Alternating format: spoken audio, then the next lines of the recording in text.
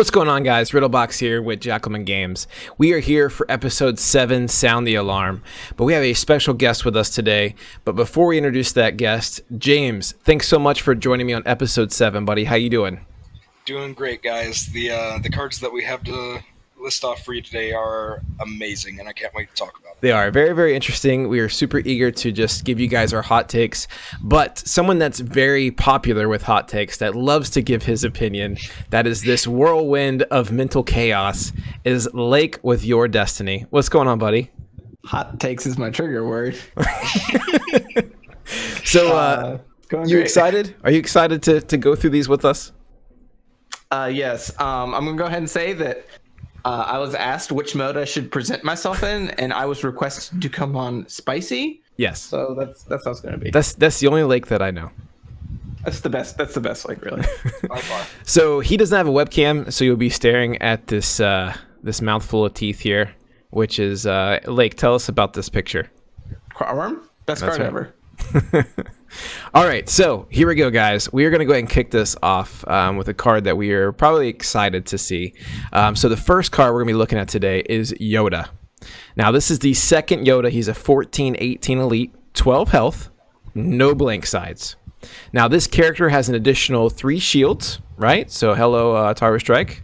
And this character's shields can be used to block damage dealt to apprentice characters. So, James, what is your first hot take on this? What do you think about this card? So I like the idea behind him. I like that he helps your smaller apprentice characters live a little bit longer.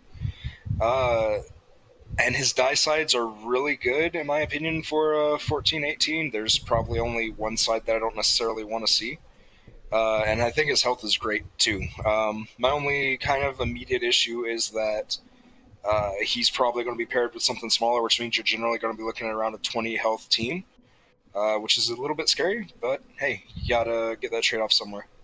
And Lake, what is your hot take on Yoda? You know, I just noticed he doesn't have a blank. So it's pretty good, right? His die is really wonky. I'll excuse it because it doesn't have a blank, but you've got a 1, a 3, a 2, a 1, a 4, and a 1. Yeah, it is wonky.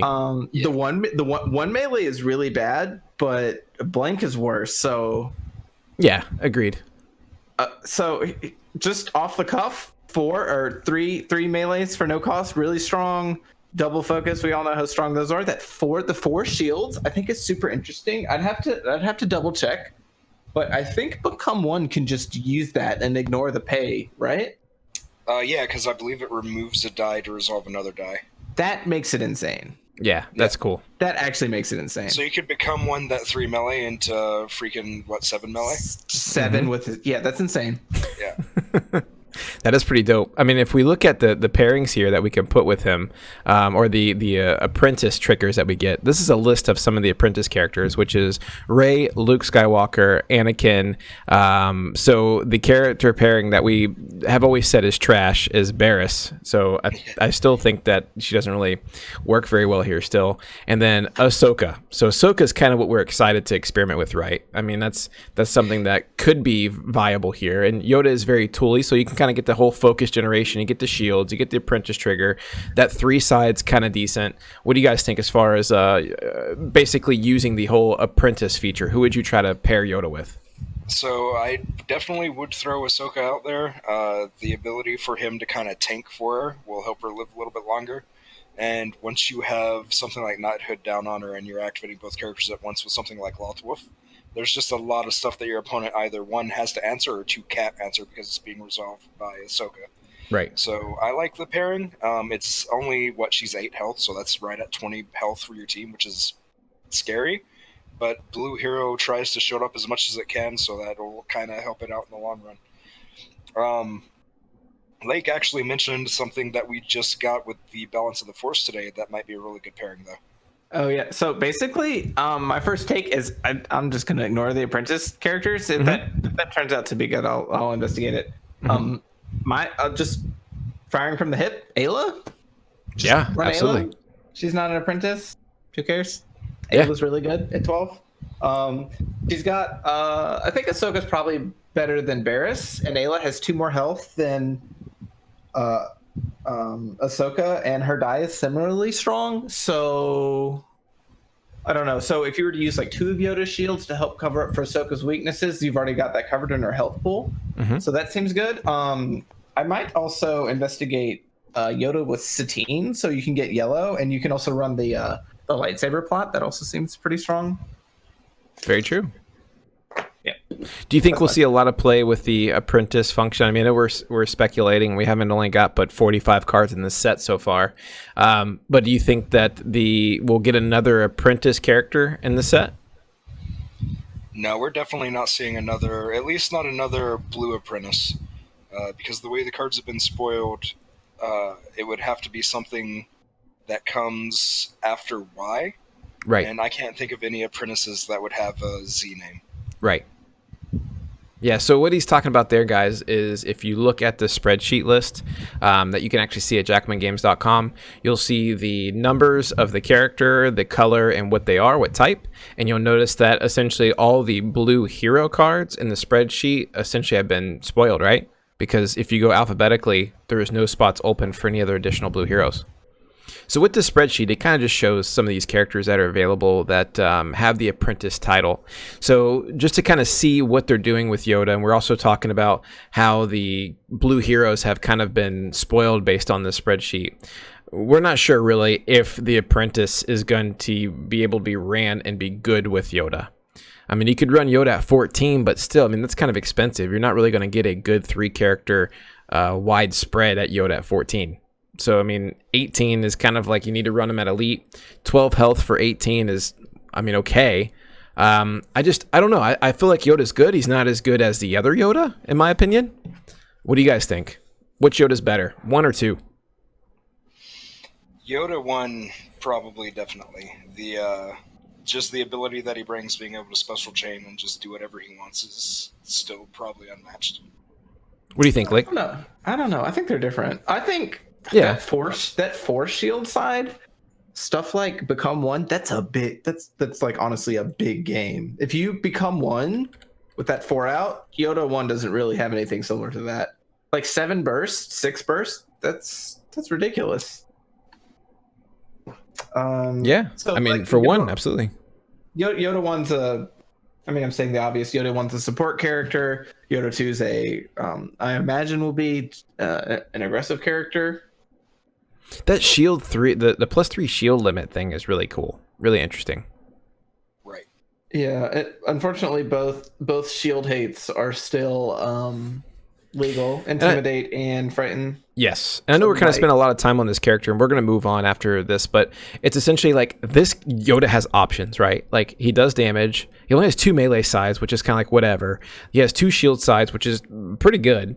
I mean, +4 is pretty crazy. It's just weird how they have a 1 and a 3 and a 1 and a 4. That 2 focus, though, is great. I mean, you hit that 2 focus, you can make that work. And a 2-character pairing loaded up with some upgrades, like you can make some damage happen with that.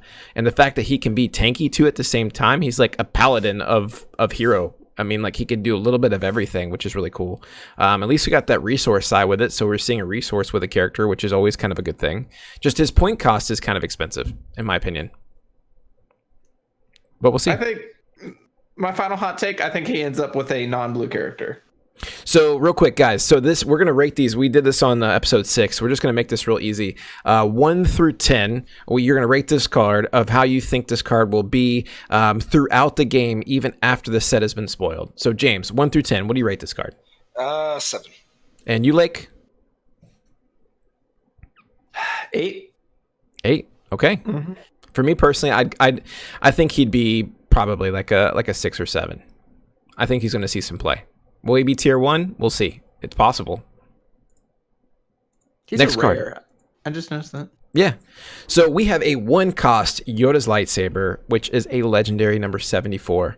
We have a 1 melee plus 1 melee, 1 shield, 1 resource, and 2 specials. Again, no blank for 1. Right? So we have a 1 lightsaber with no blanks.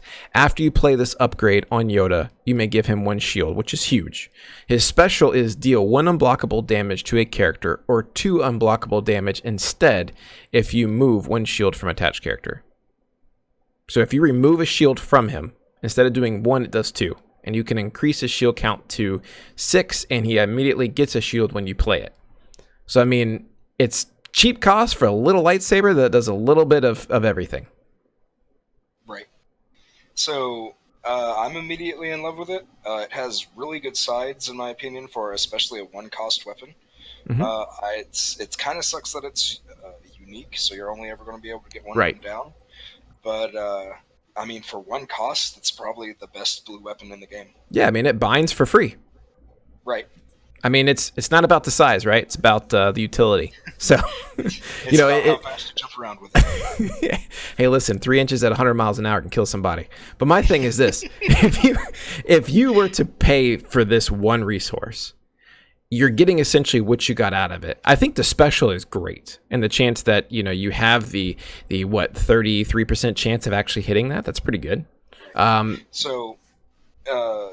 Counting the +1 as basically base damage because you're playing it in a blue deck and you're going to be having a ton of melee sides out there. Okay. You basically got a 4 out of 6 chance, a 2/3 chance of hitting 1 damage if you don't have any shields. Yeah, I mean that's very true. Exactly. I mean you have a 50% chance of doing something damage wise. And Lake, what do you think about this card, buddy? Give me some spice. It's okay. So like, yes or no? Quick answer.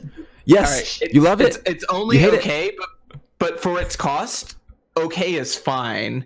Like it's not very exciting, but it only costing 1 is a big deal for blue hero decks that are typically pretty low econ. So that's the good part of it. I love his response. Like it's good, really, but it's bad, but it's terrible. It's amazing. Yeah, well, it's not very powerful. So if you look at at power in hand, like if you only have 5 cards, if one of your 5 cards is Fist, yeah, that's a big game. If one of your 5 cards is this thing that does 1 damage a turn, potentially 2 if you remove a shield. So it's like, and I get it. It's just like it's neat, but is it tier 1? Is it legendary status? Do you think that's tier a good? Tier 1 on Yoda. It's tier 1 on Yoda, yeah. But is it worth being a legendary though? I don't know. It's a good question. It's interesting on Yoda 1 as well because he can special chain into it. I don't know the value of that though, because like Yoda can get a shield while flipping, but that's 2 dice to do 2 unblockable. Yeah, that seems bad. I'm not sure. Seems really bad. There are people who are better at that kind of evaluation than I am. It's a thing. You can do it. It's nice. Yeah. Ezra's lightsaber is probably better there, even though it costs 2. Yeah, Ezra's lightsaber is great. It's something to keep in mind. It's good on both Yodas. Yeah, I mean that's neat. I didn't think about that honestly. I should have thought right away that hey, you can still play this on Yoda 1. And it gets a shield. That's good. I mean, yeah, like just Ezra's lightsaber has redeploy. I just feel like that's really good. And it does 2 damage as well, and you don't have to remove a shield to do it. And it's 1 more. And it doesn't have a modified side. But it has a blink. Lightsaber isn't going to fare well against 2 and 3 costs upgrades. Well, it'll do fine against some of them, but it's good. The real value is that it costs 1 in an archetype that's just always strapped for cash. Like that's the biggest thing it's got going on for it. Yeah, I mean that is true. All right, so rate this card, James. 1 through 10. Specifically because it costs 1, 10 out of 10. Beautiful. What about you, Lake? Can I do it? Can I give it 2 different ratings? Yes. Okay, so for hero blue sticks, I'll give it a 10. For not that, it's like a 6. So like if you have a lot of money, it's like a 6. You have better things you can do with your cards. I'd almost rate this card like a 5 because it's like the card itself is cool, it's great, but is it going to be playable in the future? Yes, no, it's very selective. So it's like for me, it's like I don't know. I feel it's kind of spotty, but we'll see. Oh, it's a 10 with Yoda. It's like a 9 if you're playing blue sticks. But overall, as a card, I don't know. That's why I'm just kind of like in the middle. But maybe there's something broken you can do it later. I don't know. It's serviceable, and serviceable is nice. So the next card we're going to go through, guys, is going to be Hoth Trooper. And again, I apologize for these images. This is kind of these are the images that we were given. But we will be making the proxies and putting those inside TTS, and I will straighten these things up for you guys so it's kind of a little easier to play with in TTS. So Hoth Trooper, he is 5 points, 5 health. He is a character trooper. Right? So he's got that subtype of trooper, which is very key here. After you activate this character, you may deal 1 damage to a ready character. So, James, what do you think? So last time we did one of these, I had a card that I called out immediately for being garbage. This card is that again. So really, its effect only hitting ready characters is kind of a negative. If you lose initiative, and they have some type of action cheating where they go ahead and get their characters out there, you basically just have a dead character that can't do anything for the entire turn. I'm sure there's some meme deck where it fits in, but as far as normal play goes, it's bad. It's real bad. Lake, what do you think? It's an uncommon. This is a splash character. It has really no die sides, so keep that in mind. Right. It really only exists so that you can add red to your character, or red to your deck specifically. Yeah, it's 5 points. It's cheap. You add it in. It's like you said, it's to give you a color option. So right. 5 points, you put it in. You can kind of fill something in. Oh, I need these key red cards. It's something here. Activate it. Does 1 damage to a ready character. You still put upgrades on them, but and you can roll out a die that way. But it's probably not your best choice. Yeah, I don't know about. Can I talk about the art? I don't know about that face. I don't know that anyone made that face looking at an AT-AT. I think they were all just like soiling themselves. But yeah, whatever. I mean, I don't even know why this guy's holding a gun. He ain't gonna do no damage. Except for I'm gonna get that thing that no one can damage. Yeah, he should be holding the freaking snowball. That's what he should be holding. Or running. Yeah, he's gonna kick you for 1 damage. That's it. That's all we gotta say. Great. Rate it, James. Not much to say. 0 out of 10. Let's go. 0 out of 10, Lake. I have to give it. I promise I won't do this often. I have to give it a question mark out of 10 because it depends on the rest of the set. Yeah, I think as right now the option it gives you at 5 points, which is pretty awesome. I mean, that's 1 less point than what we've been seeing so far, and only 1 point higher than the whole Ewoks. So I mean, he's kind of neat as far as his cost. Obviously, you wouldn't fill in 5 of these guys for 30 points. Like, what? That's just trash. So it's like, for me, I'd rate it a 2. It has some playability because you can get that color effect if you need it, which is kind of cool. But ultimately, it's not going to see much. I don't think. He could be a 10. He could be a 10. You think he could be a 10? Yeah, depending on what characters come out. If they really need a red and he slots in perfectly, he could be a 10. He could also just be a 0. Right. So we'll have to see how the set unfolds. We're 45 cards in. We got 160 cards to go. So we're basically almost at 30% of what the set has to offer. So there's still a lot out. So we will skip and we will move to a Aftermath reprint. So 0 Aftermath. After a character is defeated, you may exhaust this to gain 1 resource. So you're telling me if my Hoth Trooper dies, I can exhaust this support and gain a resource? Oh man, this card just jumped to 10. There you go. 5 wide Hoth Trooper with 2 Aftermaths on the field. That's right. James, what do you think? You happy to see the Aftermath reprinted? I actually really liked Aftermath in a couple of decks that I built close to the end of rotation last meta. So I'm kind of happy to see it get rotated. It obviously has a pretty good place in 3 wide rainbow vehicles or support decks. And just the ability to have something on the field, hopefully you're looking for it turn 1, maybe turn 2 before somebody dies. But to be able to get 4 or 5 resources out of a free card just passively sounds good to me. So I like it. I love the guy in the background image. He has his hand on his head. He's like, not again. Not again. Oh man, what happened last night? What's going on? They reprinted this card. Are you freaking serious? Is it Iden in the foreground? So. No. It looks like her. That's racist.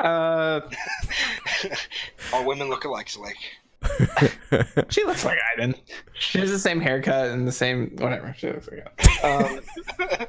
I have never been one that plays Aftermath. It's not my style of card. Aftermath was fine, only in specific decks. I don't know. Battle Droids it was played. Say about Aftermath. It has a job. It does it. Certain metas only. Yeah. So James, 1 out of 10. Like 6. 6. Lake. I'm just gonna call it a 5.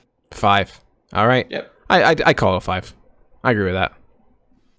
Next card, we're gonna move to Glider Attack. It is 0 cost, which is pretty dope.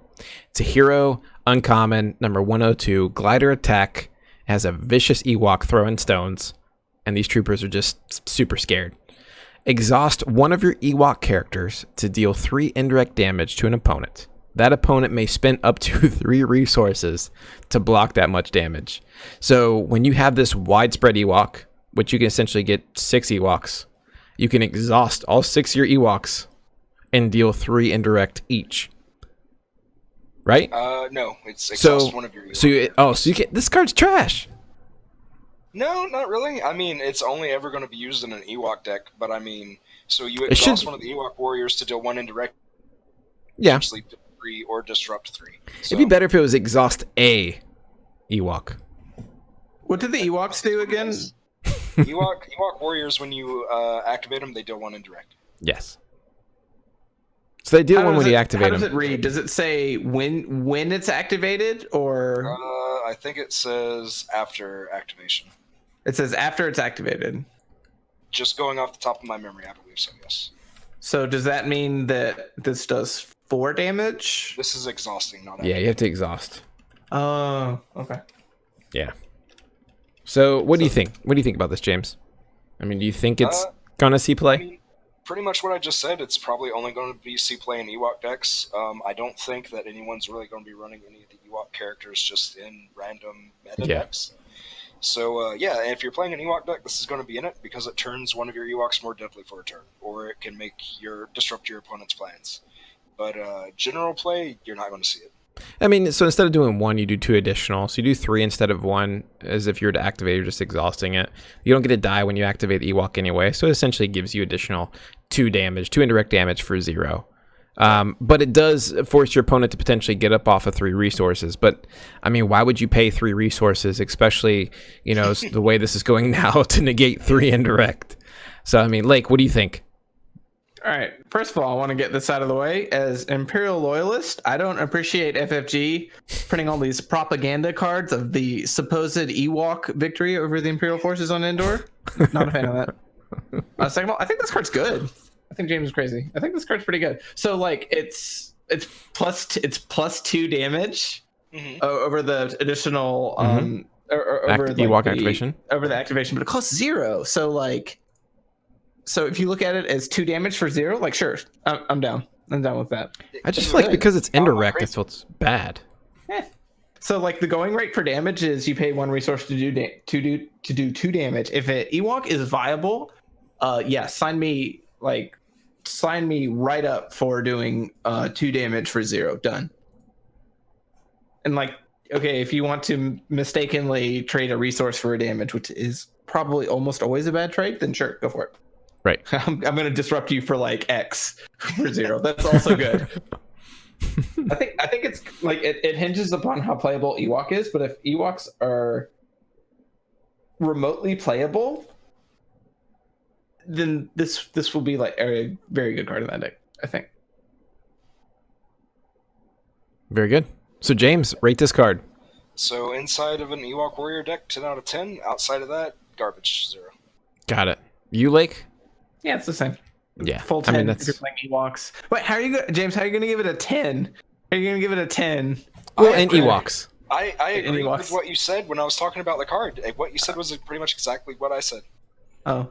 It's just like, it's kind of still bad, but it's viable in the Ewoks. Yeah. Well, like, obviously you can't play this without an Ewok. So we're going to see some more cards that is going to make an Ewok deck even more viable, but it's just a theme deck. It's only going to be good if you run it in a theme. Yeah. Has to be synergized. That's it. And the problem is when you run theme decks that are synergized like that, they are built to do this much. And it's kind of hard to tool them past what the limit is that they are designed at because of cards like this. Has to be an Ewok. I don't know. That's my thoughts. That's a sweet deal, though. Yeah. All right. So next card, we will be going to Jedi Lightsaber. So this, I'm kind of like happy and sad, but I think it could still be good. It's a 2-cost blue lightsaber, which is good. 1 melee, +2, 1 shield, and 1 resource. After you play this upgrade, you may give attached character 1 shield or 2 shields instead if that upgrade is on a Jedi. So hello Yoda. So now we have an additional weapon that we could, additional upgrade weapon that we could give to Yoda to increase additional shield buffs, which then allows him to block even more damage and become more tankier for the apprentices also. So James, what do you think? So I think this is what just the standard lightsaber should have been to start with. Good point. For a 2-drop, it's okay, but taking into account that there just aren't really that many 2-drop blue weapons for blue hero decks, I think that makes it even like the next step up, because we just needed more 2-drops to get stuff out on the field. So I love it. I love that it gives you 2 extra shields, because you're obviously going to be throwing it on a Jedi. So basically, for 2 health, you're getting a die and for 2 resources, you're getting a die and a 2 health screen. So I like it. Yeah, I mean, that right there alone seems great. 2 shields and a weapon, potentially hit more shields and a resource, and still modify your damage, which you're going to get in this type of synergy deck. I mean, that seems really good. What about you, Lake? What do you think? So it's like lightsaber number 5,000, right? Like there are a million of these things, Right. and they have their differences, but after a while they get hard to distinguish. So it's worse. It's definitely worse than Ezra's, and it's probably also worse than, what's it called? Crafted lightsaber. Crafted. The one it costs 2 and you draw a card after you play Ancient? it. No, not ancient. Heirloom maybe. I can't remember his name. I haven't. It's the 3-drop. Support is so busted. Do you know the last time I actually played a lightsaber in my deck? Well, I mean, I don't remember these cards. well, you have a crafted lightsaber. So crafted lightsaber is a 2 cost. Play only on exhausted character, which is a 2 modify +3. One. So you're talking about the one That where sucks. you draw the card. Yeah, I think that's treasured lightsaber. Treasured. Treasured lightsaber. Yeah. Like I said, lightsaber 5,000. There are a million of these things. Yeah, This is treasured probably the lightsaber I third think is best like one. almost better in a sense. I don't. So here's the trick: is this better than Luke Skywalker's lightning rod? No. No, Luke Skywalker's lightsaber doesn't give you the shields, but it's got 1/2/2 for damage sides, which is better than 1+2 and then just like more shields. Yeah, I mean it makes sense. I don't know. Hard to tell. There's so many lightsabers. It's hard to tell. The cool thing is that it's not unique. That's kind of neat. You know, so at least you can use 2 of those, which some of these other lightsabers that we've mentioned, like Ezra and Luke and all this stuff, you can only play 1 of. So you can it lets you fill your deck with melee and upgrades, which is cool. Oh, you know who this is really good on? I just thought about it. Don't say Qui-Gon. This is written. No, It's this great. is Amazing. better on Qui-Gon than like absolutely anything else. amazing. Yeah, Qui-Gon it works even better with him. Qui-Gon Ayla, Oh yeah, it's gonna be so good. Jedi lightsaber. Super excited. Loth with Bond.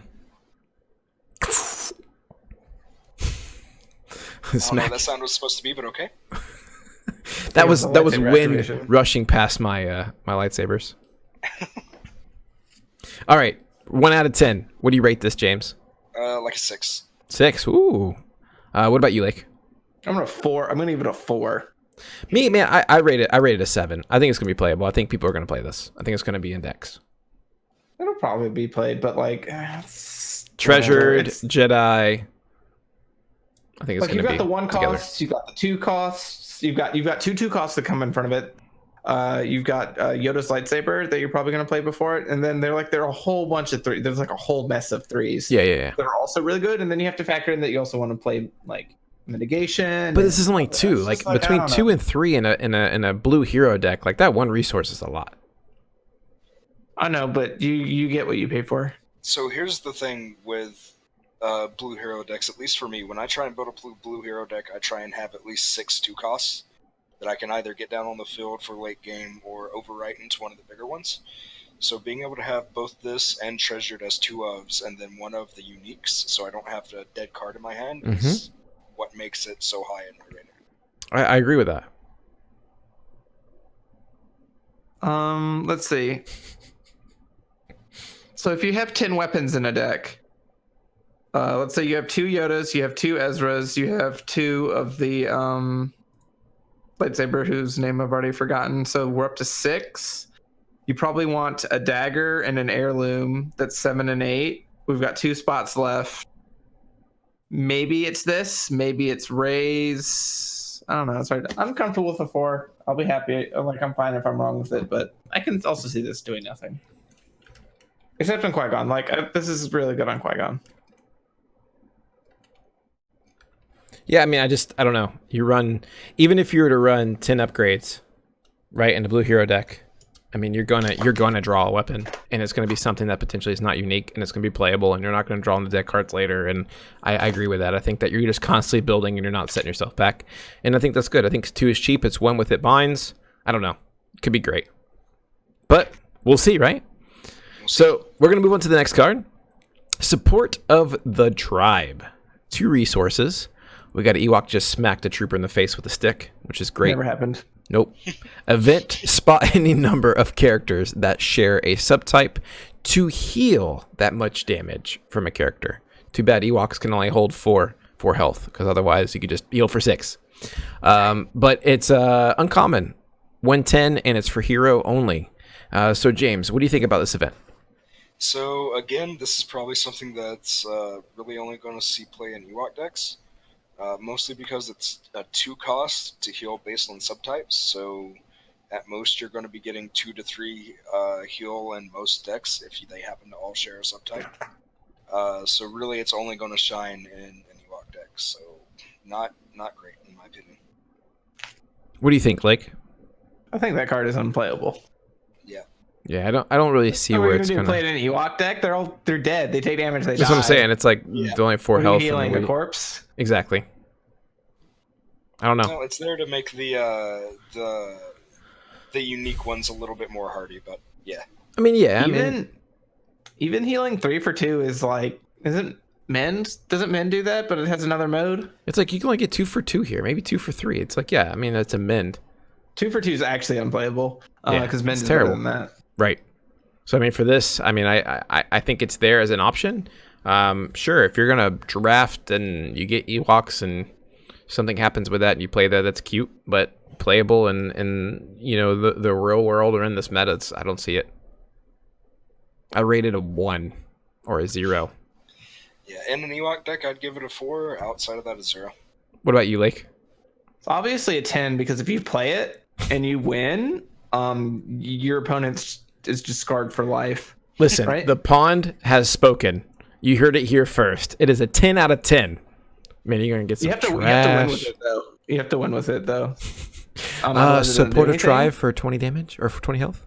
10 out of 10. If you play this at an event, the first thing that guy does, if he loses to you, he's gonna go up to his group of friends. He's like, "Man, I lost to this guy playing support of the tribe." That 100%. That's the first thing he says.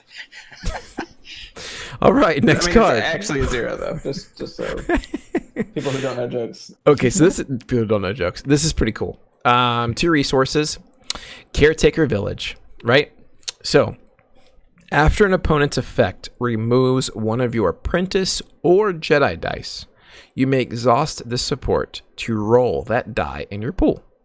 So it's hero number 65, I believe it is, or 68. I have to look back at the chart. It's got a blurry image here, so sorry about that, guys. So it's kind of like has a built-in resilient, right? I mean, James, what do you think about this thing? Yeah, I like it. Obviously, it's something that you're going to want to see either turn 1 or early turn 2. Mm-hmm. But being able to get your big dice back out there, which in Jedi decks is generally going to be your character die, is super important. And at least with my own Jedi die being as inconsistent as they are, when I finally roll damage and it gets mitigated, I would love to be able to toss them back out there. Yeah, I've been there, seen that. I think it's great to have this in the current meta. It's a support, and it's a support location. Is this like the first support location we've seen? No. Have we seen another one? The 0 cost one. That's got like all zeros on it, all base zeros on it. Oh, yes. Wait, the power or something like that? What is it? Yeah, you're right. Is it that was a location though? Yeah, 100%. Yeah, But so like it 100% lets you that'd be turn like a die to one of the symbols shown on that die, and the value is all 0. Nexus of Power support location. Yeah, cool. So this is the second support location we've seen then. Yoda's Hut, I think, was a support location as well. Oh, Senate Chamber is a location too. Maybe there are a few of these. Oh wait, Okay. Lookout Post. I've got my things in front of me. Lookout Post. I just never really paid attention to it. All the stuff. So apparently all supports location. All right, so James. So with this being said, like you said, with being able to get your character dice back out there, I think that's pretty huge. It's a support. It sits out there, and here's the neat thing: after an opponent's effect removes, you get to do this, but you have to exhaust it. It's just triggered right back out. Yeah, so it's triggered right back out. It's exhausted, but you get to at least do this each round. So, Lake, I mean, are you super happy with this? No, I'm not about it at all. I wasn't about Resilient either. Right. Oh, man. Like, so, okay, Resilient was good on Palpatine because, like, it's resolve these dice or lose, but that's it. I don't know of any Jedi like that yet. Maybe Yoda, probably not. So the thing is, if I pay 2 resources, I don't want to roll a die back in. I want to be amping up my board state. I want to be playing lightsabers. I want to be playing like really swingy events.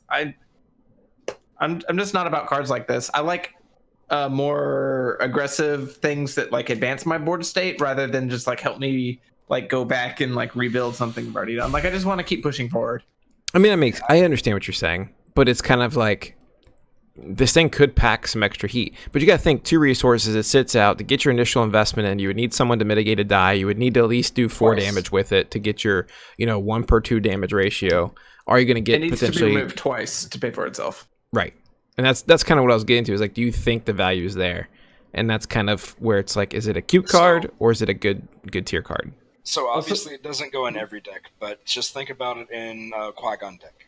Roll out Qui-Gon, he's got those big dice sitting there with all of his shields. One gets removed, you roll it back out. Oh, hey, look, it's still dealing 4 damage to you or whatever. I mean, yeah. Or it could just be a pile of crap. Yeah. I mean, that's literally every dice in the game, so... No. But you see, I said that I would like to play events and upgrades, and events always do the same thing. So, like, if you're playing events over this, you definitely have a consistency to it. So, it's actually not that, 1-to-1 there. I see. I just don't like cards like that. I'm happy to have extra dice on the field that can't be mitigated because you roll it back in and then have the chance to resolve it, so I'm more than happy with it. I mean, we've all been in these situations where it's like we see these cards and we're like, oh yeah, this is great. Then you put it in your deck, it's like, no, it doesn't work. And you wait for the pairing, or you wait for a situation or a deck that you can actually make this viable. But then also there's been times where you're like, oh, I see where it could work. And then you put it in the deck like, man, this actually really works. So I think it's kind of one of those cards you have to play test and see how many situations you run in to where this is needed. But like, it's nice that it hits so many dice. Like, that's just nice, 2. but I still don't like cards like that. I wish it was 1. If it was 1 and unique, then great. Done. But it's 2 and unique, and it's like, it seems expensive for 2 and it's unique. I love James' shifty eyes. I think James is like bewildered at my response. James is like, I hate you guys. It's a great card. You guys just don't see it. James, what do you rate this card 1 to 10? 8. 8. Ooh. All right, Lake. It's like a 3. 3. I'd rate it a 6. I think it's going to be played, but we'll see how well it works. People are going to use it. People are going to try it. I think it's like, oh, I'm going to try it to run this. I think we're going to get a lot of it. Definitely try it. Yeah. Okay. They can call me when they find out it's bad. So one of the things we put together for you guys to see also is for Caretaker Village.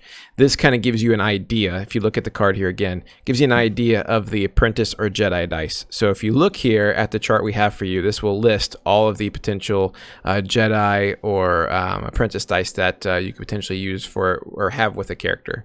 So you can kind of get a good idea of like the range of damage sides that you could potentially see, things that people would potentially mitigate. So this is kind of a chart of that breakdown of those subtype characters. So that kind of gives you an idea of a spread of how many blue hero characters that this would actually affect. So, I mean, there's quite a bit here. What was that? 3, 6, 9, 12 characters? I mean, that's pretty decent spread. Yeah, and that list doesn't have the apprentices from the previous image on it either, so. Right. So you just have to kind of include those. All right. So I'm pretty excited to talk about this. We're going to talk about Mr. Bones. 2 resources. No blank sides. He is a support droid. After you resolve this die showing melee damage, if 1 or more characters were just defeated, you may ready the support. So if you use that die to defeat a character, kind of has like this executioner kind of thing where you can kind of roll this or ready it to then re-roll it back out. So James, what do you think about this character? Or the support droid, excuse me. So at 2 resources, I think that its die is pretty strong. The only issue that I immediately see with it, at least in my head, I initially put yellow with ranged dice. Mm-hmm. So it'll be kind of like a mismatch when you're trying to resolve it with other things. Yeah, you're absolutely right. But I mean, the reset's great. Being able to get extra damage out of it's going to be amazing. Just like executioners, every time you can get one of them to reset, it's just almost game ending because you're just tossing as much damage out there as you can. Yeah, it doesn't have 2 blanks. It is unique, so you can only get 1 out. It doesn't have 2 blanks, but the 1 discard, 1 disrupt most of the time will end up being a reroll. So, but I like it. I like the damage sides on it, and I'm all for it. So, what do you think, Lake? I like the flavor text. I performed violence. I don't like him.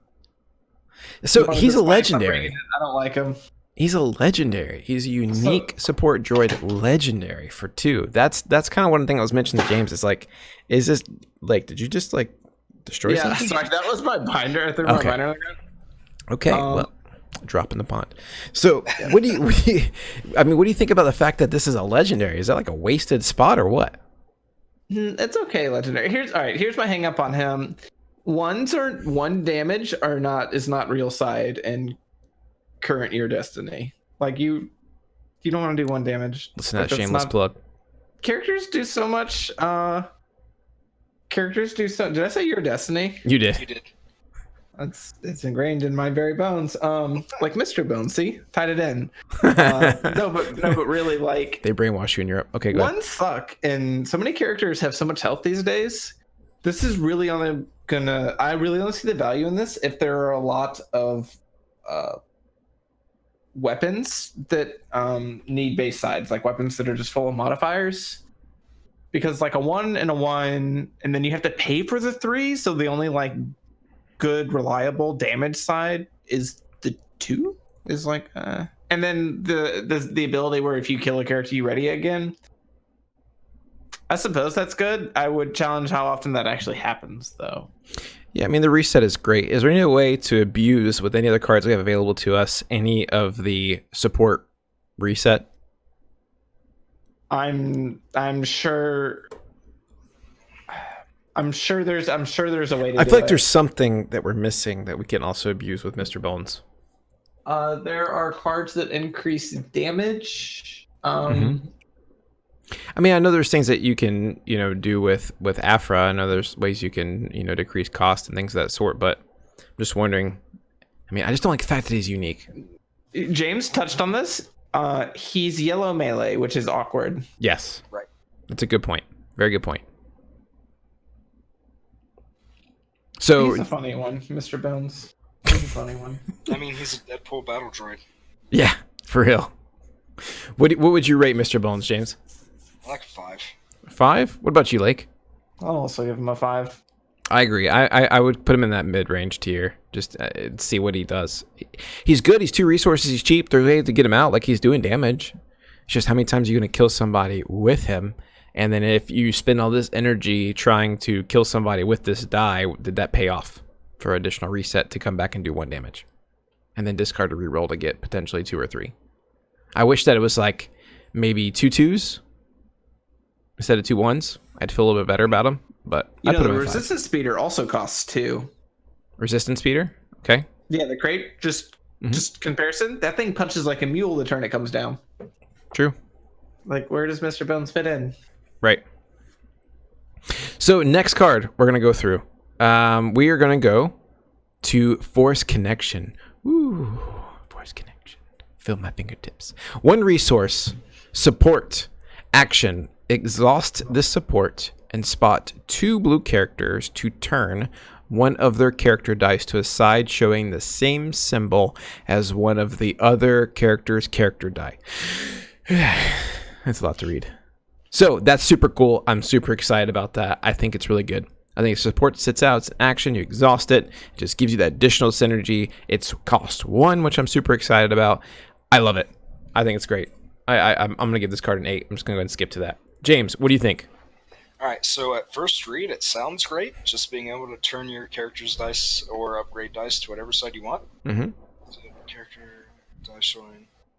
Turn one of their characters. No, it's only character dice. Only Yeah, character, I mean, no still upgrade. sounds all right. But in practice, you're probably not going to get past turn 2 with both of your blue characters alive. So I don't really see you gaining. I don't really see you gaining a whole lot out of this card. The one deck that I immediately thought of a place for it in is the 5-die Ahsoka deck that I've been playing with, but I just it doesn't have late game. It doesn't work late game, so I'm not a big fan of it. So I understand like the 2 is very restrictive versus like a wider spread of all melee or all matching character colors. Like I get that, like it has its longevity there because you can get more rounds out of it to be able to utilize it. But I don't know. I think it's good. I think it's for one. I don't know. It just doesn't feel bad. It feels like it'd be great. Yeah, I mean, if you get it first turn or early game, it's amazing. If you draw into it, start at turn 3, it's probably just a deck card in your hand. Lake, what's your hot take? That amount of fixing, that degree of fixing for one resource is very powerful, especially since it's you can repeat it. Also, counterpoint to what James is saying. So cards that are bad to draw after turn 1. Mm-hmm. Have you ever played the card? My brain just died. It's late. Yes, I have played that binds all card. things. It binds all things. Have you ever played it? It binds all things, James. Not after turn 1 or early turn 2. But you've played it in decks, right? Correct. Mm-hmm. It's really good in those decks. Yeah. If you draw it turn 1 or turn 2, yes. Yeah, but you still run it even with the knowledge that you might not always play it. Yeah, I'm not saying that you're not going to run it. I'm just saying that I'm not going to be happy to draw it late. Just like I have the same exact outlook on it binds.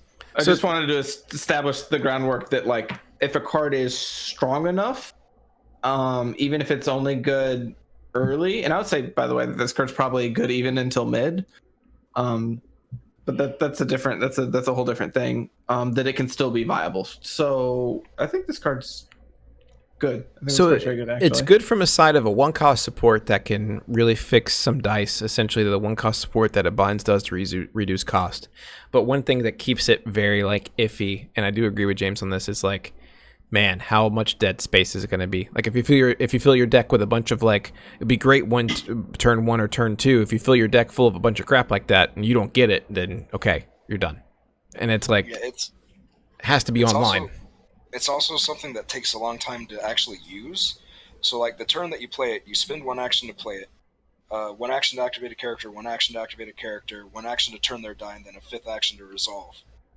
And that's a lot of time that your opponent has to just mess with your dice. So, well, it's probably only 2 actions, right? Like you can play both your characters. You can time it so that like you have the side showing beforehand, and then you play it, you activate it, and then you're good. So this is 2 actions: deal with my dice, or I punch you. Right? Yeah, I can see that. Yeah, I mean it's definitely a timing thing. It's definitely something that is like late game, but then it really sucks if you play this, then you use the action, then you turn your die, and they mitigate it. Right. So it's like, great. I did all this. I spun my wheels in mud. And I didn't move. And that feels bad. So, Lake, did you rate this card? What would you rate this card? Like an 8. An 8. Okay. I think Copycat. so. All right, next card.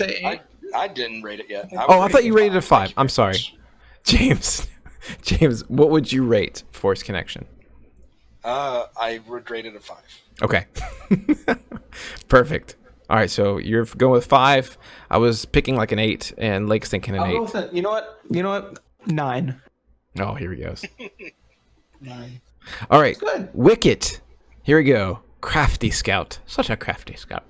Davis. So he has like a 1 of everything, except for the 2 indirect. So he is a character, Ewok Scavenger. That's pretty cool. He is 8 for 10 with 7 health. So he seems a little weak for an 8 for 10, but I could live with it. After you activate this character, this is pretty cool, you may play a trap from your hand or discard pile. I mean, come on, Yu-Gi-Oh! I mean, this is great. We got trap cards now, so I'm super excited for this. He has 1 melee, 2 indirect, 1 disrupt, 1 shield, and 1 resource. So, James, what do you think? All right. So again, going with the theme of some of the other cards, I don't know if you're really going to be using him outside of a wide Ewok deck, but it also kind of depends on what all trap cards that we're going to get. And I know that we have at least one trap card coming up that I'm in love with. Yeah. So if I remember correctly, his points are also the same as the other unique Ewok that we got, Chirpa. Yes, I think Chirpa is 8 and 10 as well. So I would definitely play Wicket over Chirpa if you're just wanting to go wide, if not both, and then a couple Ewok warriors. So Chirpa, just to double check Chirpa real quick, because I want to confirm his point. He is 10 and 12. So Okay, so Wicket's even cheaper. yeah, Wicket, you get an elite Wicket for a 1-die Chirpa, but with Chirpa you get an additional Ewok, like you were saying. You get to focus instead of the 2 indirect essentially, and then you get this special, which is deal 2 indirect damage to an opponent or 3 indirect damage if you spot 4 Ewoks. So he's still 7 health, but I mean he's significantly more expensive. Yeah, I would definitely play Wicket over Chirpa in my opinion. So I really like this card. What do you think, Lake? Are there good traps? We are There's getting at to least those. So that kind of hinges on what I'm going to have to say about them. Specifically, there need to be good traps for 0. I'm scrolling down. I'm cheating. I Cheat, see yeah. 1. The next 3 cards are traps. Yes. Are those the only traps that have been spoiled? Yeah. Yes. And So only we'll be one going of them through is the 3. 0? Yes. So we have 2 traps that are 1 and 1 trap that is 0. Oh, it literally makes him Jar Jar. Well, not literally, but Well, it in a gives sense. them a Jar Jar like ability. So, like, after you activate him, you can put a thing on him that makes them have to re-roll their dice. So, like Jar Jar. So what we can do is let's circle back to Wicket. Let's look at these traps because you really need to look at those. let's do that because I really can't review them until I see the So traps. the first trap we're going to go through go to is Ensnare. So Ensnare is 1 resource. It's a downgrade trap. After attached character is activated, you may discard this downgrade to deal damage to it equal to the number of its character and upgrade dice showing damage. What now, Maul? What now? What's that? 10 damage to your face for 1? I mean, it would be max 5 if he has all the dice out there. But... Maul Saber? You're saying Vader wrong. Vader? No, I mean, Yeah. I'm talking about like the new Maul that's out. Because we did some TTS gameplays where just like freaking Maul hit me with 10 I misread damage this. round It's 1. the number of die, not the amount. Yeah. Okay. Yeah. Make Vader kill himself. That's not how it works. It's fine. So I mean, So- one It's one actually for bad. It's not one fine, for it's like bad. 4. I mean, I don't know. I don't think it's bad. I think it's good. No, the amount of times it's going to do 4 is it's low because like most things are only half damage. So if you've got 4 dice that are like 50% hit damage, that means it'll be like 2, and 1 for 2 is like average. And then you have like, I don't know, the other things built into this that it's like it's not actually damage from hand. You have to get it before they actually activate. Blah blah blah. Yeah, blah. that's true. There's like a sequencing curve. So I don't think it's very good actually. So, what do you think, James? I mean, rate this card out of traps. So going with the Ewok theme, I think that it's absolutely amazing in that you're just constantly doing damage from activating your characters, and now you're doing damage when your opponent activates too. And the fact that you can pair this up with Wicket and play it every turn, because in an Ewok deck you're not really going to be spending that many resources anyway. Just constantly dealing damage no matter what's happening on the board is super important. So I don't think that this is really going to see much play outside of an Ewok deck. Outside of one, I'd give it maybe a 3. Inside of an Ewok deck, I'd give it like an 8. Like, what do you think? Nah, just give it a 0. It's straight 0. It does nothing to mill. It's going to be terrible against supports. It's going to be like okay against damage decks. Like I said, like if they don't roll in hot, then like, all right, good job. Your ensnare does nothing. I think you have to give it a 0. It's dead against 2 entire archetypes. Like, can't play it. So for me, I give it like a 5. Like I definitely see it, useful. I'm not sure exactly how we could try to like cycle this that much because, I mean, you may play a trap card from so the discard. So I get what you're saying. So yes, because of Wicket and this card here, I put it like an 8 because you can cycle it. We got a rift here. I think between, I would put it at 8 because you can cycle it for 1, like James is saying. You're not gonna be spending a lot of resources for it. It's just kind of consistent scatter damage. It's kind of like paper cut, but Ewok style. Like you're constantly sprinkling in all these different ways of doing indirect damage, and eventually, after you do enough, your opponent's gonna have a hard time assigning where this damage is gonna go. But you can cycle it. Mill deck or a support deck that can't. Yeah, I mean it. that's gonna be the tricky part. Yeah. That's going to be like a big part of it, right? Yeah, could be. I don't think it's playable because of that situations. Also, like, I guess I'm just repeating myself, but like even against damage decks, it's not even guaranteed to do a lot of damage. Like they could roll bad, or they could roll even like an average roll. But with Wicket, you cycle it. Supports, just like, so it's okay. So like you're cycling one. It's not a free cycle though. You still have to pay for it. Well, like if on a 3-character wide spread, you would play it on this character, they activate it, then it gets discarded, and you play it again from your discard on your next character, on their next opponent's character, then it happens again. Then you cycle it again. Wicket's gonna die though. Like how many times do you get to use it? There's no way you get to use it 3 times. Like you're also just gonna kill Wicket. No, like, yeah, there's 7 health, and I get it. Maybe you get to cycle it once. You play it once. You cycle it once. I mean, if you think about that, it's maybe you play it on them and they go, we're not doing this, and they just clap out Wicket. Like Vader's just like, get out of here, teddy bear. That's where support the tribe comes in. You got to heal up that 6 damage. That's right. Yeah. Ooh, that card just got way more valuable. Yeah, that's sarcasm. But, I think the cycling thing is pretty cool. I think the trap's really cool. I love that mechanic. They're doing more with downgrades. So I'm happy with it, but we'll see what it does. It could just be a cute card. So, we're going to move to the next one because Lake rated that as a 0. All right, so we have 2 more trap cards, and we're almost done with this list, guys. So thank you so much for bearing with us. Hopefully you guys are finding this informative. I know a lot of this is speculating, but again, make sure you go to jackalmengames.com. You can see all these cards there listed in order, the spreadsheet of what's been spoiled so far, and statistically the percentage of what's been revealed. And also for our patrons, you have early access to these. Public releases are 48 hours later, so you guys can actually get your hands on these cards and TTS and play them before FFG. So let's move on to rolling Can I fit logs. Something in right here? Oh, here we go. It's been bothering me. It's stupid, but it's been bothering me. Earlier, I said punch like a mule. Mules don't punch; they kick. Okay. I know some rando will literally flame me over that, but I know better. Kick It's like a just mule, like midnight here. or punch like a mule. They don't have hands. They can't punch. It's gotta be a kick. All right. Rolling logs. Downgrade trap. 0 cost. It is hero 100 is the number for this card. After attached character is activated, you may discard this downgrade to re-roll any number of its character and upgrade dice.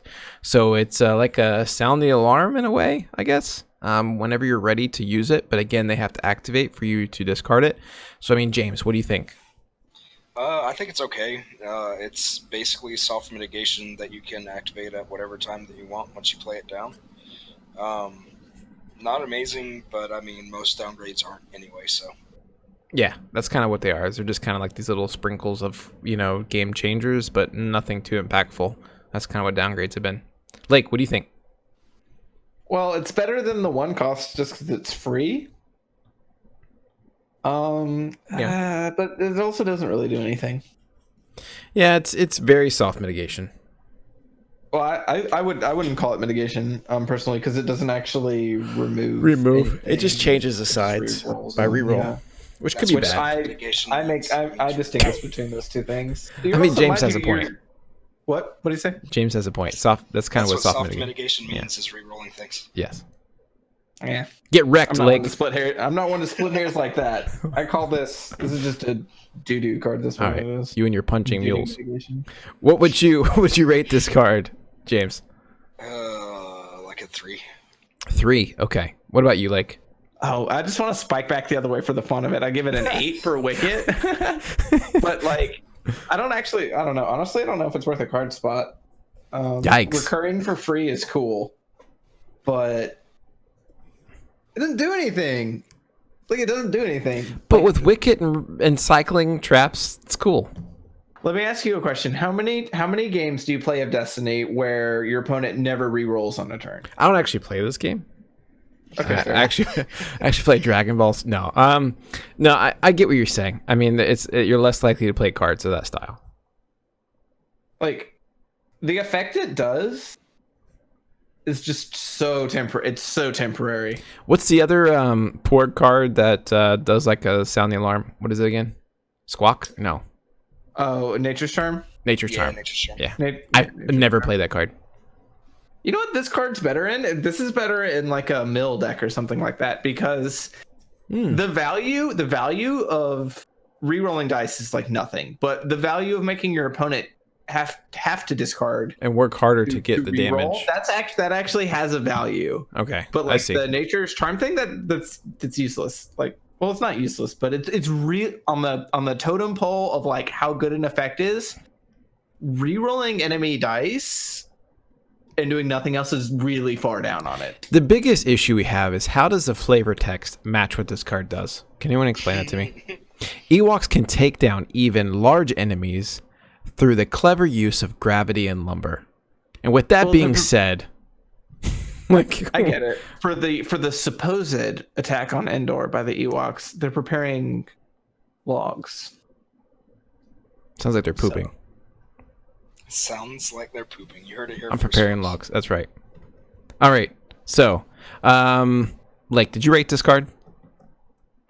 People want to know what you rated this card. Joking 8. I don't know. I'll give it a 2 because it costs 0. Beautiful. And this is the last trap card reveal, which is Net Trap. It costs 1. Again, be cycled with Wicket. It's hero. Number 95. After attached character is activated, you may discard this downgrade to remove one of its character or upgrade dice showing damage. So this straight up mitigates a die. It only removes 1. But it is character or upgrade, which is great. So what do you think about this, James? So it's triggered removal, and it's basically suppressifier that you have to play or pay for up front plus upgrade die.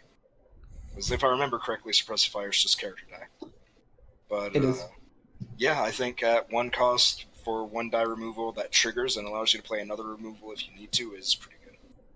So can anyone spot the terrible thing that we're looking at on this card? Just the art as a whole? That is the most retarded face. Have you seen Ezra's face in this game? Because every Ezra face is worse than that face. Yeah, that's dude. It just like I don't know. It's like he's like, duh. Like, what is that face?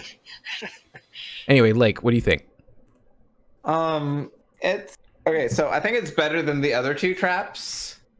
This is a hero yellow card. What does this do to stand out above other yellow? I mean, so far all traps have been hero. Right. Well, but we could have more in the future. Yes, that's true. The only thing... But I have to stack this up against cards in its class, which is yellow hero removal or just hero removal.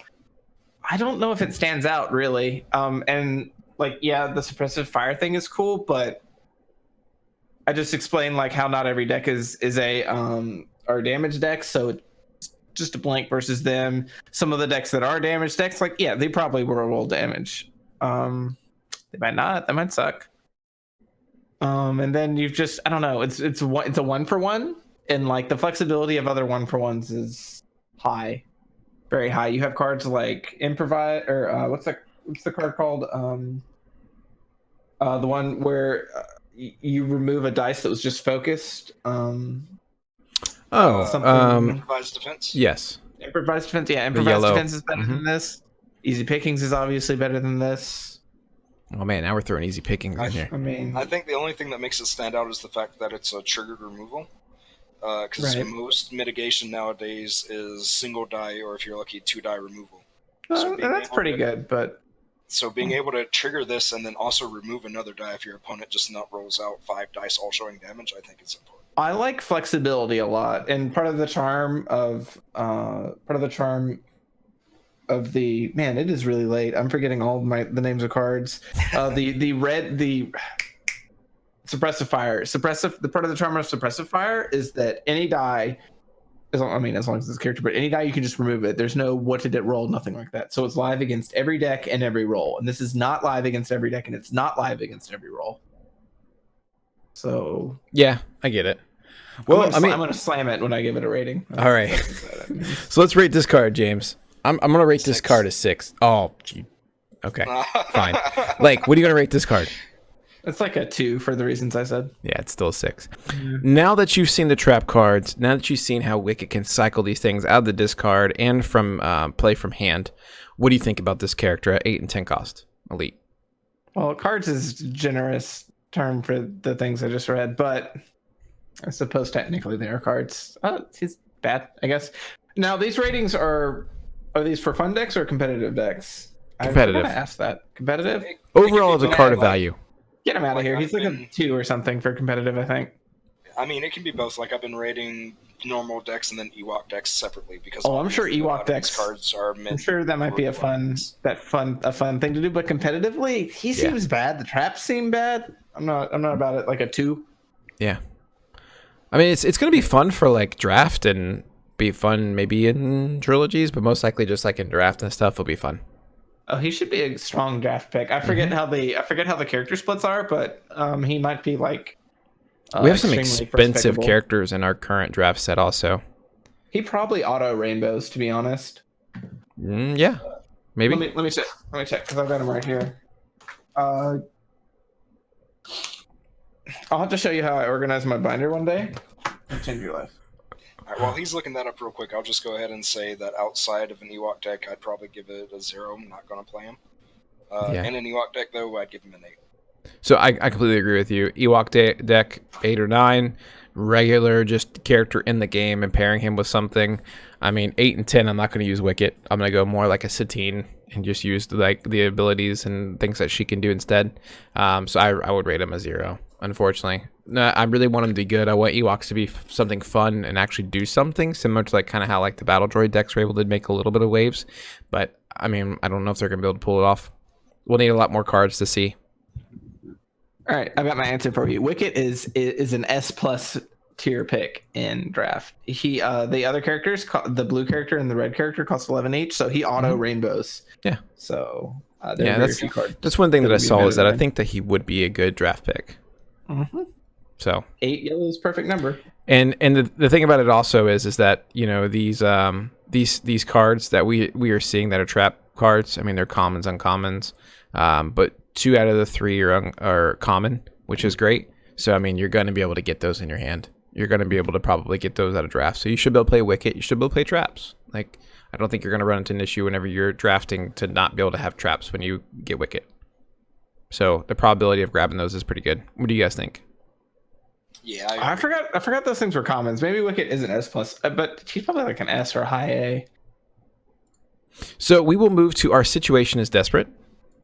That's why we brought Lake on the show. Our Situation is Desperate. Spot any number of characters that have 3 or less remaining health. Oh, Ewoks.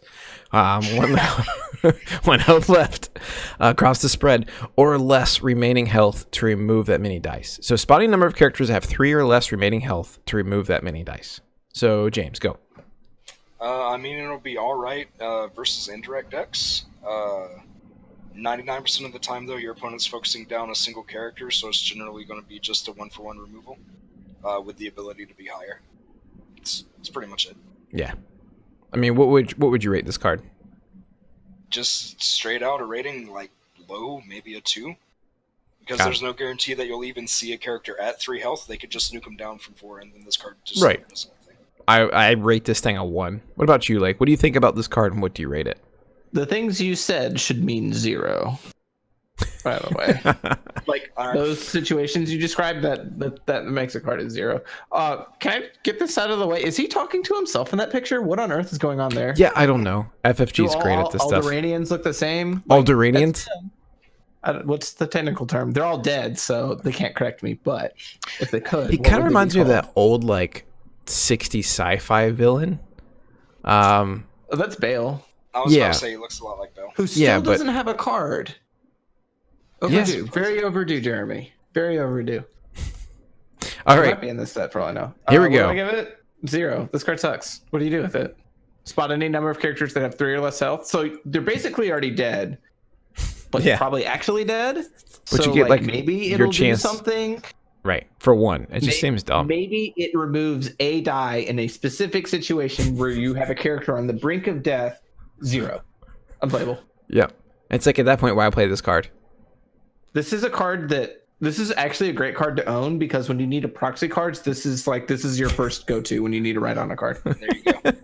Because it'll never see play. Great. Awesome. And it's hero only. It's not even neutral. It's like so limited. So I'll give it a 10 for flexibility because really it can be any card once you get your Sharpie. Yeah. Right? Pretty much. Yeah, you're absolutely right. This is the card that I'm going to have Jeremy sign. Oh, don't do that. Okay. Yeah, you're right. I should have him sign a sleeve. That way it can get rubbed off later. All right, here's the Whoa, those signatures Shots are fired. still intact there. So many shots fired. No, I'm messing with you, buddy. It's all out of love. All right. Here we go. 2 cost. We have a new upgrade ability form. So this is pretty cool. 2 cost. Neiman Mastery. Neiman? Is it Neiman or Neiman? It's probably Nimin. Neiman Mastery. 2 melee, 1 focus, 1 shield, 1 resource. So right there for 2, I'm super happy with those die sides. Has no blanks, has a special and a special. So let's see what this thing does. Blue characters only, limit 1 form per character. After you play this upgrade, turn a character upgrade dice to any side. Okay, and then his special is turn a character die and upgrade die to the sides of your choice. So James, what do you think? 10 out of 10, right out of the bat. So, I agree with that. It's neutral, blue. I love it. It's basically, for me, removes almost all of the problems that I have with my blue decks in that they just love to not roll anything at all. It has a single focus. It has basically 2 sides that allow you to turn 2 of your dice to whatever side you want. And then it also can deal damage or get you a resource back in the worst case scenario. Yeah, I love it. But dude, it's like it binds. You use 1 to play it. You already have a character out in the pool, so when you play it, you get to focus that die, right? Then you get to resolve that die if you choose, or whatever the case may be. Then you still hit the potential special on this. Like, there's a lot of different options. I definitely think it's a 10 out of 10. I absolutely love it. I think it's a good spot for a legendary. Also, I think that's a good choice. And you know, we're seeing some more of these lightsaber forms, which we're going to touch base on real quick before we go with like the last 2 cards we have left. But Lake, what do you think about it, man? I'm interested to see what you think about this card and how you would rate it. I'm still trying to figure it out. So the turn you play it, it probably has to be used on your more supportive characters or your other medium character, because you already want a character rolled in when you play it. It's definitely a lot worse if you have to play it after you roll in your guy. So really, what the die really says is it's 2 melee, 1 focus, 1 shield, 1 resource, 2 focus, 2 focus. That's really what it says. And the double focuses have stipulations. So is that worth paying 2 for? I don't know. I think it is. Maybe. I feel like just being negative. Like, I don't have the best feeling looking at this card for whatever reason. Like 2 double focuses, no blanks, and a come into play ability is all very strong. But for some reason, I just don't like the damn thing. I don't know. I think, you know what it is? It's because I hate Sorosu Mastery so much that I'm hesitant about this card. Because I think Sorosu Mastery is a pile. Well, I mean, if we look at this, so now that we're talking about this, so this is form out of the whole Star Wars lore. Okay, we have 7 forms of this lightsaber combat, right? So out of all these forms, this is form 6. So how many forms have we seen so far? 3 other ones. So this is the 4th one that we've seen. 2 other ones in the form of upgrades. 1 referenced in a card, I believe. Okay, so this is the 3rd one, and there's potentially 7. So Makashi, Sorosu, and then there's a Taru strike. Right. And I could be wrong, but I don't think the well, other we got forms so we had with who was it? The Shaicho Master. That's Kit Fisto. So that was kind of referenced in Kit Fisto, which is Form 1. But as far as actual form ability upgrades, it looks like we're probably going to get all 7 at some point. Oh yeah, definitely. Are they going to have mini upgrades like Sorosu did? There was Sorosu Mastery and then Sorosu Training. There might be. I mean, this is cool, though. I like the whole form that we get. They're definitely very tooly. They definitely give you a lot of options when you do play the form, which is cool. It's just like this form here was used, to combine double-bladed lightsabers with force abilities, pushes, and lifts. This does none of that really compared to lore. The special just gives you more synergy which I guess is kind of like a, I don't know, like a double-bladed lightsaber kind of feel. Like you kind of get to do some things. But I mean, as far as like what the definition of what this is, I don't feel the card portrays that. No, I kind of see you? see it. 'Cause Okay. So most of the time the form is used, like its big attack was like pushing somebody away and then following it up with a strike while they're unbalanced. And you can see him pushing him away in the artwork, so that's really cool. Yeah, so you're turning a die to deal more damage generally, so pushing to turn and then slicing. Okay. I kind of get it, but I mean, it's Cool. not completely off base. Okay. I see it. I see it now. So what would you rate this card? I really like it, and it'll probably be in pretty much every blue deck that I play, so I agree. 9. Yeah, I'm a 10 out of 10. What do you think, Blake? I'm ready to be wrong. I'm only going to give it a 6. Okay. I don't know. Something about it doesn't sit right with me. I know mean, that 2 damage. It's 1 2 no focus, blanks. and then 2 double focuses. Yeah, and it has no. Yeah, you look at it and it's a good card. Right, but is it playable? Yeah. There's like a whole like litany of other things that you have to factor in if a card is playable that doesn't even factor itself in. Like, For what me, is Vader's Fist going to be doing? What are the other archetypes going to be doing? Is like, are like melee decks like this or whatever, are these decks even going to be particularly viable? Like, I don't know. Yeah, I get what you're saying. Like, I mean, if you're gonna play a blue hero or blue villain melee deck, I feel this is gonna be here because it's gonna give you the damage and the synergy that you need. But are those decks even gonna be viable anyway? I mean, that's always kind of the question. But I think it's a good card. I think it, with everything that it does, it deserves a legendary spot. That could do really dumb things with the Yoda 1. That could do really dumb. That could get really out of hand with Yoda really quick because he can. He could like. I don't know. Thank God Can I we don't get have an more 8? speed anymore. Can I turn around? Because like Yoda can. Special training's so stupid. So he can. If like let's say he has a Force Wave and like an Ezra's lightsaber on him for some reason, so Ezra or Yoda can roll in if either of Yoda's sides hit a special, or if Nimin Mastery hits a special, like you're off to the races. Because Nimin will focus one of the upgrades and then a Yoda die, and then you just chain through. Yep. Yeah, That's absolutely. very strong. That's very strong. Oh, it has like a 7. It's like 7 resources worth of upgrades. It's still, the premise still holds true though. On Yoda, its specials are Yoda specials, which is very strong. Yoda's good with a lot of cards though. So I don't know. What did I give it? I want to give it a 7. I think I gave it a 6. I'll give it a 7. I think this thing can do a ton of things. When I see cards like this, it makes me want to play Destiny. It makes me like, all right, I'm going to play this. I'm going to do this. I'm going to do that. You know, like it gets me excited about the game. So, all right, guys, we have 3 more cards, and then we can wrap this Sound the Alarm up. I know we had 19 cards to go through, so we had a big batch to go through, and we also are kind of giving you guys even some Star Wars lore here. So, all right, so let's move on. We have here, next card is going to be 2 resources, Encircle. It is neutral, uncommon 141, spot 3 exhausted characters to remove all character dice. So that's all character dice removed if you spot 3 exhausted characters. So again, this is something that we could see in an Ewok deck essentially. But James, what do you think? So my first immediate thought was how hilarious would this be to pull off against or pull off with the DJ deck. But in practice, I don't really think that it's going to be playable at all. What would that pairing look like with DJ? I have no idea. Like that's another reason. Like further thoughts, just like it would be super hard to pull off if at all. But you've got to spot 3 of your characters, so you have to be playing at least a 3-wide deck. And your opponent, to get any real value out of it, your opponent has to be not resolving their die when they come out. So I don't think that it's going to end up being that good.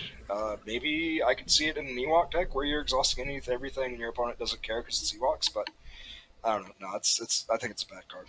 It could be something used in mill. Yeah, so, it could be a mill card. How many ways are there to roll in a ton of yellow characters at once? I know, but it can be 3 exhausted characters. It doesn't have to all be yellow. No, but you're gonna have to have a yellow character, which means that yellow character is gonna have to be able to play nice with like. Okay, so there's the battlefield that rolls in all the troopers at once. I don't know of any yellow troopers, so like one of the best cards that does something like that out the window. Right. So like that's what I mean when I say yellow characters. Yeah, I see. Like what even the problem with this card is the tempo is like the card is strong, the tempo is bad. Yep. You have to this is 4 actions. And if this card was even like becomes remotely playable, your opponent can play around that. They can roll in a character. They've got 4 actions to do stuff. They can roll in, resolve. Like you can fit in a reroll there.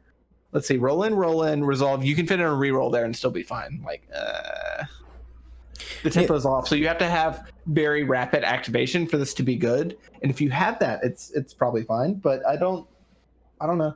Off the top of my head, I can't think of anything that like lets you roll in 3 characters at once. See, out of this set, right, Spark of Hope, there's like 10 out of 45 cards that I actually like excited to play. And that's kind of sad. Like I was kind of hoping more as like, because the last set was like our way of Convergence was like our way of like our block set essentially, and this is like our expansion set to that. And I see we're getting a lot of downgrades and a lot of like spot subtypes and things like that, like a lot of synergy that we're seeing. But it's like you see cards like this and it's like, where does it fit really? And we've been seeing a lot of that, I feel. That's actually pretty common for card games, for expansions to only have like a tenth of the cards being exciting. And that's actually fine. That doesn't really hurt the playability of most games. Because it makes sense more down the timeline. Yeah, because like, well, it's a cumulative thing. Right. No, yeah. Like you have the strength of your other sets propping you up. So what do you rate this card, James? I don't really think it's playable, so 0. What do you think, Lake? Me and James just don't see eye to eye. I think it's I'm gonna give it a 3 because I know of a situation where it can be good, which is if you can rapidly activate all your characters all at once. Mm-hmm. Oh, you're gonna need to resolve your dice too, or you're gonna lose those dice. Right, exactly. So that's important too. Mm-hmm. Okay, I forgot. So 2. I'll give it a 2 then, not a 3. I rated a 1. It's a strong. It unlike some of the other cards I gave a 0. At least it's a very strong effect.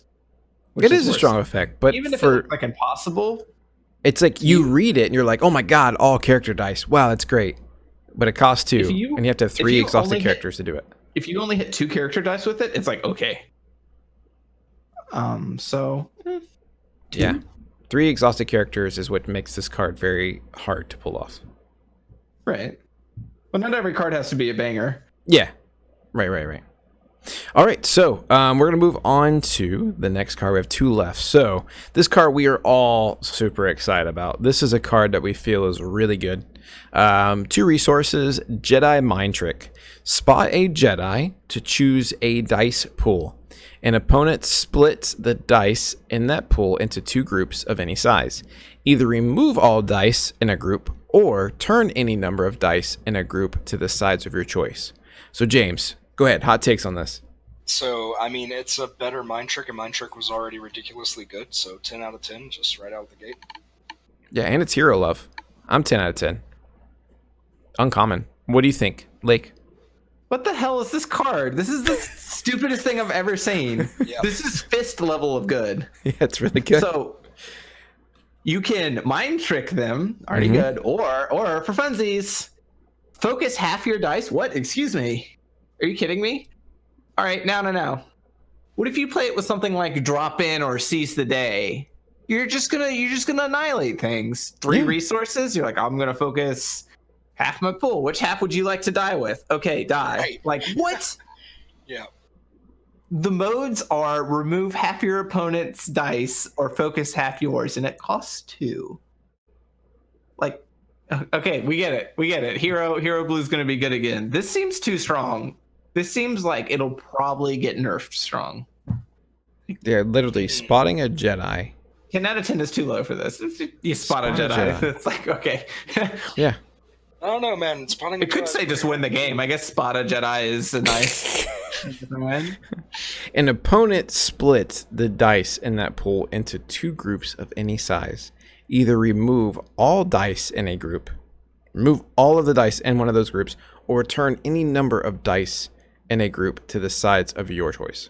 I actually can't believe they added it. I'm speechless. I can't believe they added a second mode without increasing its cost. Yeah. That can Yeah, they focus did. your own dice. Like, Or theirs for some strange reason, if that's what you're about. You can Mind Trick strange was one theirs. of the cards. Mind Trick was one of the cards that everybody was happy to see go away, and to see this come back even stronger is just ridiculous.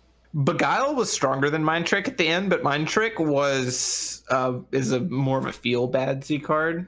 It's just so crazy. Like your opponent's like, all right, I'll put 2 dice here and 3 dice here. All right, thanks. I'm gonna focus this to 6 damage. The ambush thing's ridiculous. This plus seize the day is like absurd.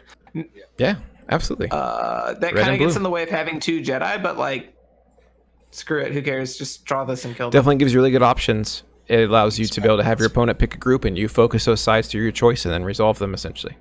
Riddle, really good. this is all the options. All the options. This is everything you want. I love. All right, so I'm not. Fist. It's Fist the event. For It's a Hero. fist event for Hero. It's busted. Yeah, it's super It's sick. measured- 10 out of 10. James, you 10 out of 10, right? 10 out of 10. Lake, 10's 15? too low. 15. Yeah, 10's way too low. All right, and then we're gonna end this on You need a new chart. We're gonna end this. You need a new chart. All right, here we go, guys. Last card. 2 resources. Hero blue, number 63 uncommon. Play only if you control exactly 1 character, and an opponent has 3 or more dice showing damage. Ready a character. So, James, go ahead. What do you think about this last card, Heroic Stand? I mean, it has some potential depending on the timing in which you draw it, but 99% of the time, when you only have 1 character left and your opponent has 3 or more dice showing damage, you're probably about to die and you want to be playing mitigation. Yeah, I mean, it's definitely like late game. Yeah, there are a couple other cards that re-ready your characters, like Unfetter, that doesn't really see any play. So I don't think this really will either. But, I mean, it has its specific spots it can be played in. Lake, what do you think? Well, it's actually very strong, right? Yeah, I mean, I'm running through my head right now thinking of ways for Vader to get this in his deck. You could run like Bitter Rivalry plus Marauder, and that puts 1 in your deck. yeah, that's There's some characters where if they heroic stand, you probably lose. I don't know how good that Vader situation is, but if he does it, like he's going to kill you, are going to die. Right, but also, how often are you going to have Vader standing with the Marauder dead? Most people are going to go for Vader first. Oh, a lot, probably. I mean, yeah, people will try to go after Vader first. Indirect damage is a thing.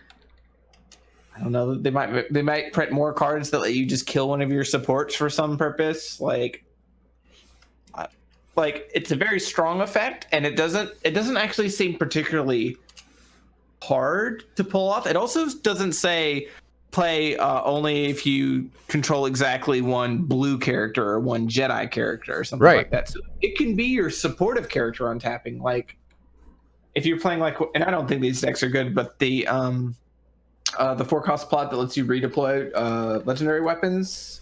What's that called? Built to Last. Built to Last, yes. Built to Last decks with something Resource like this, back. like you have like a Satine or like someone really small with a bunch of weapons on them. But yeah, if you have like a deck like that and you heroic stand it, like you can't handle 2 waves of those huge upgrade dice like rolling at you. Like it's difficult to use, but I don't actually think it. I forget what Unfetter does. Unfetter's pretty unreasonable though, right? If I remember correctly, it's 2 resources and it readies a character without any upgrades. Is that it? Oh yeah, but okay, that's not unreasonable. The problem with that card is it's just not good. I just don't because think like you want cards upgrades. like I just don't see a way that this is really going to be good trying to run with like a beefy villain. I think it's just something. Oh well, hero. This is a hero. It had to be hero, yeah. But you were mentioning like Vader earlier. Oh yeah, because of Marauder. Because of Marauder. Well, that's like, but Marauder's you 8 just and think Vader's the 18, biggest 23. possible, right? How much is Vader? Yeah. 20. He's 23. He's Right, 23. so you'd have to do Bitter Rivalry. I'm just thinking of like Yeah. the biggest thing possible when you go to Vader for that scenario. You can take it down a level or 2. How much is Palpatine? 22? 22? Let me check. Hold on. He's not 23. So Palp is 18 elite, and that's Palp unlimited power. Palp Darth Sidious He's 18 is elite. 20. So yeah. Darth Sidious is 20. So Darth Sidious is 20, and unlimited power is 18. Okay, so 18, you can definitely fit him with a Marauder. Oh no, you can play him in. Isn't Enfys? Is Enfys 12 non-elite? Enfys is. Let me check here. All right, Enfys. I'm just spitballing Enfys here. is 14 and 18. Okay. Well, let me just cover the premise, because there are ways that you can get villain this card. Imagine Palpatine rolling out 1,000,000 dice twice. Yeah, absolutely. Late turn. That's worth trying to make it work. But you'd have to run with Marauder, and you could only get one copy of it. Done. That'll kill you with that one copy. If I Yeah, no, that's true. I mean, by the time you're stacked and you draw this card, yes. It's not like Marauder's a bad card either. Like, Marauder has good sides, and yellow is a strong, yeah. Okay, now flip it over to hero. Like, who are the big strong heroes? What happens if a Qui-Gon deck does this too, or the new Yoda deck? Like, so you pair Yoda with like an Ahsoka or something, and let's say they just blast off Ahsoka or something. That right. Sucks for them. Heroic stand. you probably die. Right. It has a lot of potential. I don't know how good it is, but I think 2's a good cost for it. I think 2's a good cost for it. It's an untap that's not terribly hard to hit. You gotta be left with just one character. Price of failure, though. So something has to die out, so you're left with just one, which is fine. It's a great last stand.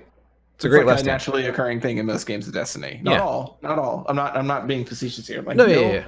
This is bad against Mill, but it is pretty naturally occurring to have a character die. Right. Exactly. So it works. Yeah. So you just have to have a character whose like state is worth using or paying 2 resources to draw out, rather than playing an event or an upgrade or something like that. And that's reasonably common. Gets a lot better with redeploy, which makes me think of red-blue hero, particularly because, like, I think where we're at now, red has most of the redeploy, and then blue has some of it. Yeah, we're seeing redeploy in red. Redeploy is going to go very well with a card like this. I mean, I'd rate this an 8. Are there any cards that instantly kill one of your characters? Instantly. There's that one that was just spoiled last round that lets you kill off any number of your. I think it's non-unique. It might just be any number of your characters. What is it? Is it a neutral card? Yes, it's red, right? You said. I think it was gray. Was it gray? I can tell you. I'm not much for 2-card combos in Destiny, but like that kind of situation is very dangerous. Because they're like, I've got, losses. That's a villain card. Acceptable losses. So it's acceptable losses 0. Defeat up to 3 of your characters to gain that many resources. And it's a neutral gray? Right, villain gray. Villain gray, whatever. Vader can use that. Palp can use that. So you just get in a situation where you've got all those dice, and you're like, all right, well, you need one character. I don't care about you. You get a resource, you kill it. You paid 0 for the card. Now you pay 1 for additional for hook stand. I mean, the problem with that card is it just kind of sucks in general. But I'd give it an 8. That's what I'm just spitballing here. Like, this is a very that's what powerful effect, and it's easier to do than most cards that look like itself. Mm-hmm. Okay. Still disappointed with this movie though. That's insane. But that movie is. Anyway, all right. I'm rating it 8. Let's wrap this up, guys. James, what are you rating this? I think that it's far harder to pull off effectively than you guys are giving it credit for. I give it a 4. A 4? All right, Lake. What do you think? I'm actually gonna swing under Riddle here. I think it's only a 7. 7? All right. Because like it is. You're gonna have to jump through some hoops, but winning is a nice thing to get when you jump through the hoop, though. Well, guys, that's what we have for you today. Lake, thank you so much, man, for taking this time with us, jumping on as a guest of ours, and really appreciate you joining us, giving us your thoughts and rating these cards. It does mean a lot to us. You're a very respected player in this game, and people care about your hot takes, so I'm glad that you're here with us first for these cards. Some of those statements are true to varying levels. So I really appreciate it. And of course, Fortune, as always, man, thank you so much for being here with us on Sound the Alarm. Yep, anytime. So, guys, make sure to check out jackalmengames.com. Make sure to check out Your Destiny. I'm not going to give Lake a chance to talk. The plug. So, but yes. So we'll see if once the whole set's dropped, if Lake feels the need to write another 107-page essay on removal. So, but if you guys haven't seen his last article, make sure you check that out. It's really good. And I think that's it.